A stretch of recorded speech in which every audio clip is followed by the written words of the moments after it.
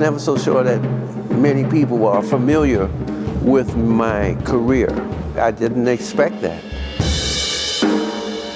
Does everybody know I played with Shirley Horn? I didn't think so. I was 15 years old. But I asked Jimmy Cobb, when you were playing with Miles, why did you put up with that? Why did you deal with that? And he surprised me. He said, because I liked the way he played. Music is rhythm, melody, and harmony.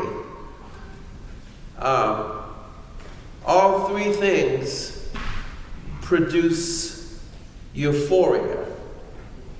All three things. So you can get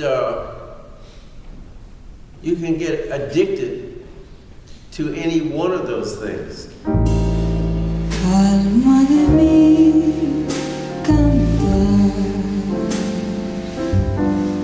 And Miles would say often of his members of his bands, he said, the drummer is the leader of my band. And Coltrane said the same thing. I mean, and that's the way I see it. I used to play with a saxophone player named Eddie Harris. He said, remember this, Billy, remember this. People only have a tendency to like themselves when they sound like somebody else.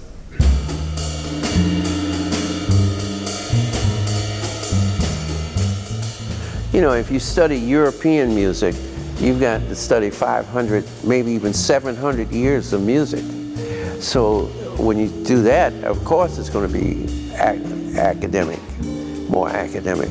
But if you're studying American classical music, then it's barely 100 years old. But as far as I'm concerned, it went from the swing era to the rhythm and blues era, then the bebop era.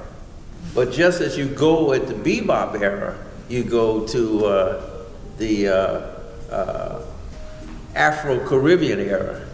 You know, I had to learn these Cuban patterns from Havana, and then we had to learn the ones that came straight from Africa. And I know that. I mean, you know, and you know it because you like it. You know, because it's another way of dancing. Miles was famous for being happy when he talked about music. And he would just say, yeah, you know, he said, music is a hard habit to beat. You know, like a drug addict, you know, it's a hard habit to beat.